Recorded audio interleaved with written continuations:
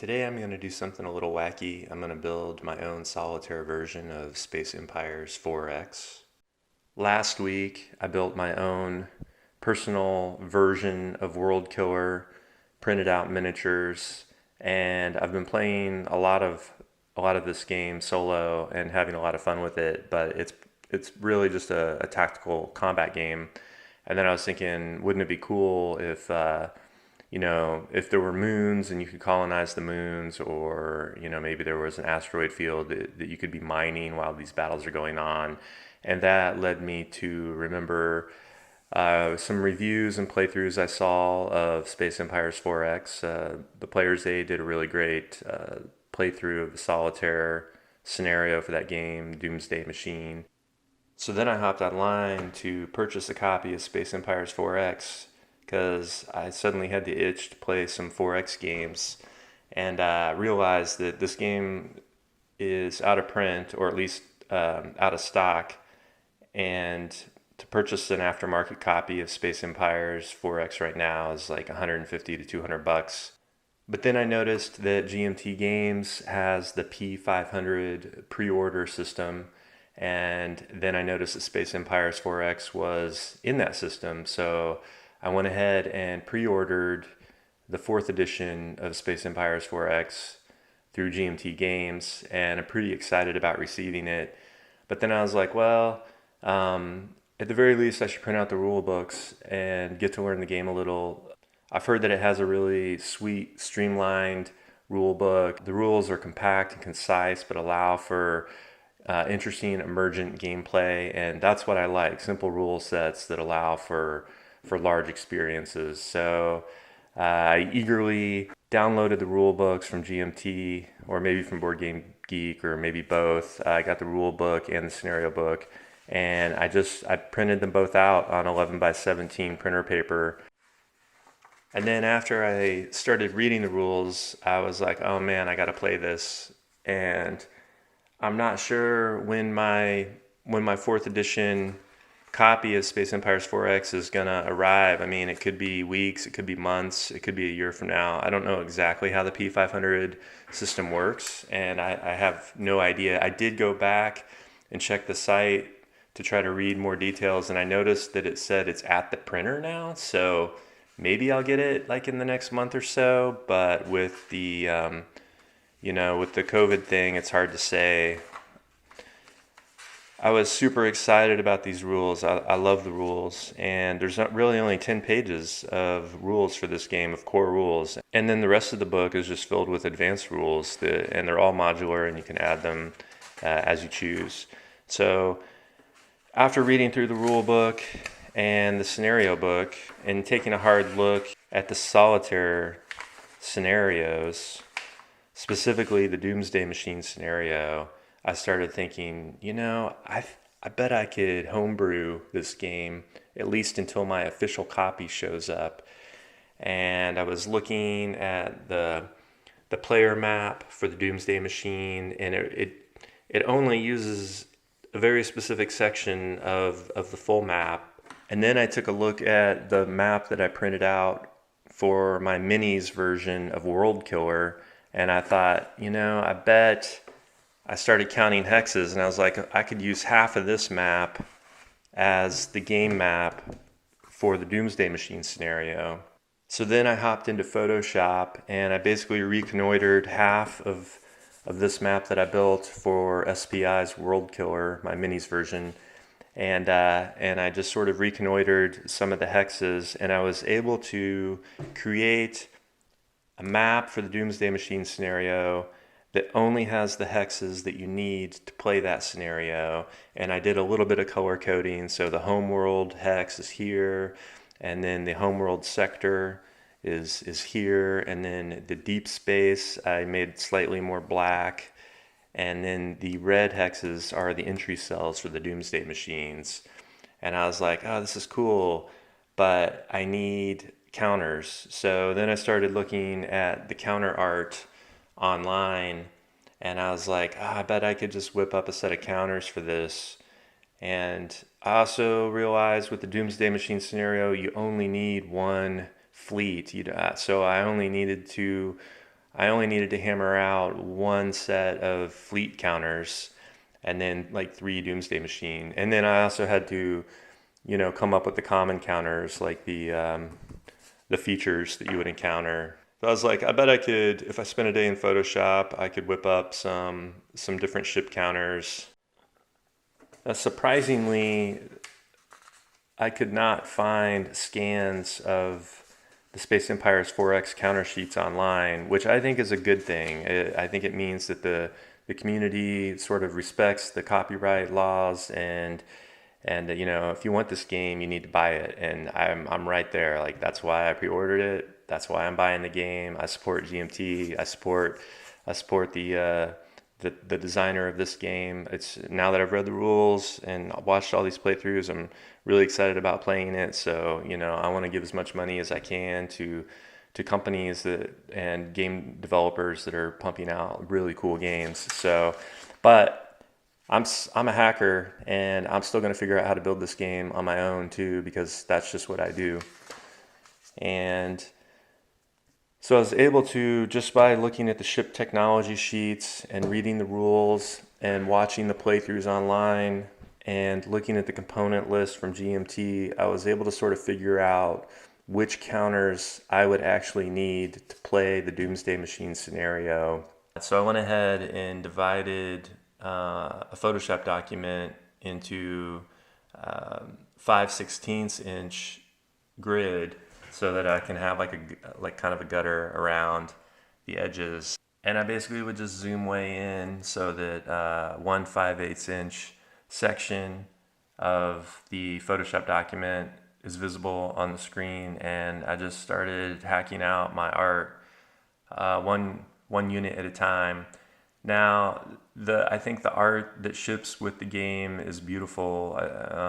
Whoever did the art for the original counters did an amazing job. I mean, everybody gushes about how beautiful the counters are for Space Empires 4X, and I totally agree. So this is not an attempt to take anything away from that. In fact, this is my feeble attempt to come up with something a little different, something that's a little my own. So I sort of liked the simplicity of the counter art for World Killer.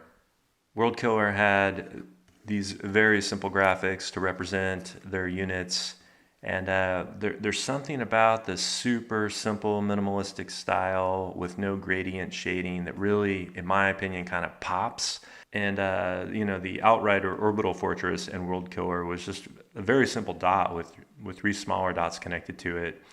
And I thought, well, maybe I'll go with something like this for my counters, because it's going to be a lot faster for me to make art that's just 2-bit art. And so that's kind of what I was thinking as I'm creating my own counter art for Space Empires 4X. I decided to keep it very simple, just two-tone. I love the original art on the original rulebook for Space Empires. I think this to me captures the essence of the base game of Space Empires 4X. It's very retro future, and I love the blue. And I was like, okay, well, I want my counter art to sort of be an abstraction of this and sort of an extension of this. So I've used this as my design model for basically all my counter art. I was able to use the player reference card, the ship chart, to derive all of the stats. And then, of course, I just populated the fields accordingly. And so I just kind of chipped away. I really just wanted to make the hull size 3 ships really big and take up most of the counter. And then as the hull size goes down, I just wanted to make those ships a little smaller. And then you've got the fighters here. Now, I think I probably got some of this counter info wrong, because even with the player aids and even with the playthroughs I watched, there were still some holes in my knowledge about how the counters are set up, especially since the counters have a backside. And so some of this might actually just be wrong, but I think for the most part it's pretty close. I've got my colony ships, and then on the backside of those there are the colony 5, I think, and then the colony 1s have colony 3s on the back. And then for the different planets, I just went with a very simple sort of impression of some sort of star with a planet orbiting it. And then for my home world, I just have the planet blue. Barren worlds have like a gray planet. I put a little detail in the asteroids, but wanted to keep them pretty simple. And then things like the black hole, I just sort of made stuff up as I went. Minerals, I added a little color to the minerals because they just look too much like the asteroids. I wanted the minerals to seem a little more special. These are all smart objects, so if I went in and changed one of these ships, it would change all of them. So it makes it a little easier to manage. And then I just have the backs of the counters in a different group, a different set of layers. For the back of the ship counters, I wanted it to look more schematic. Non-revealed ships, I wanted it to almost be like the players are looking at some sort of display of ships. So I kind of went with this very simple sort of schematic look for the back of the ship counters. And then same thing with the space objects. I kind of went with this sort of schematic look, like maybe you're scanning that region of deep space, but you don't know what's there yet. And then this is like Colony 5 here, just like these giant domes. And then I did the exact same thing for the common counters, the damage markers, turn marker. You've got these numeric counters, and got some nebulas, lost in space, barren planets, danger markers, and then of course down here we've got the Doomsday Machines. And then I just printed these counter sheets out, regular copy paper, nothing special, but I used the high quality setting. I have an Epson printer, and I feel like they came out pretty good. And then I just mounted this plain copy paper onto this chipboard. This is kind of a medium weight chipboard, 0.04. Some companies that make chipboard use 1-ply, 2-ply, 3-ply to express the thickness of the different boards. But this Blick Art chipboard that I use, it goes 0.02, 0.04, and 0.06. So this is like the medium weight chipboard, which I think is kind of perfect for counters. And then I just used this Super 77 spray adhesive. This stuff is super strong and is unforgiving. If you need something that's a little more forgiving, I recommend kind of a lower grade, kind of all-purpose spray adhesive. Now I'm using that same process that I've used in previous videos about building counters, where I go through and score all the counters one way, cut like halfway through, and then I go back and cut all the way through the other way. And then when I go to try to cut these single counters off of this strip, they're already scored, and it just makes it easy. You really don't even need a knife at that point. You just run your X-Acto through that score and they come right apart. And I've found over time that that's the best way to build a counter. And now I'm just using my Oregon Laminations corner clipper, and I'm just going through and cleaning them up, doing a little clipping, but I think they're looking pretty decent. Now on this counter sheet, I've noticed that the back side of my counter was actually off registration when I spray mounted it to the chipboard, but that's okay because I did all my registering and all my cutting from the front side of each counter. And so the back side here, you can see it's offset by at least a 1/16 of an inch, maybe even like an 1/8 of an inch. But I made the graphic on the back side small enough that even if it shifted an 1/8 of an inch in any direction, all the art is still going to be on the counter. So I compensated for human error with the mounting, because that's actually the hardest part, is mounting both sides of the counter so that they're registered perfectly. So about half the time I'm able to do that. About half the time there's a little bit of drift. Front side is completely centered and the back side is offset, but it doesn't matter. All right, I've got one counter sheet down. This has all of the ship units and the system markers. And I've got one counter sheet to go, which has all of the deep space markers and the sort of bookkeeping markers. Now the second counter sheet, I nailed the registration a little better when I was spray mounting it. So like the supernova here on the other side, this is pretty much centered. The danger marker centered, other side centered. These numerical counters, both sides look fairly centered. So this one, there's almost no drift. So I finally got all my counters cut and clipped.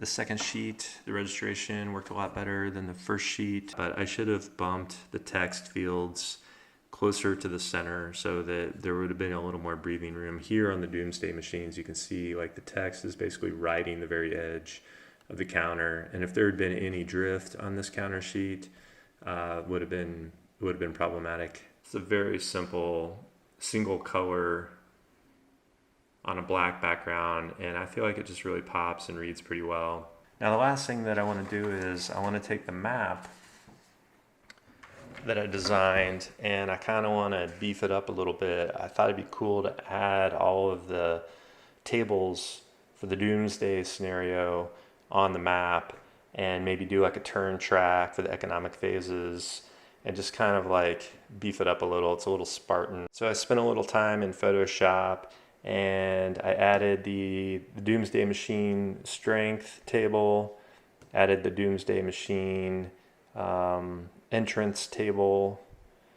I added a turn track here with the movement, combat, and exploration phases printed for each turn, and then I've got the economic phases printed down here on the economic phase.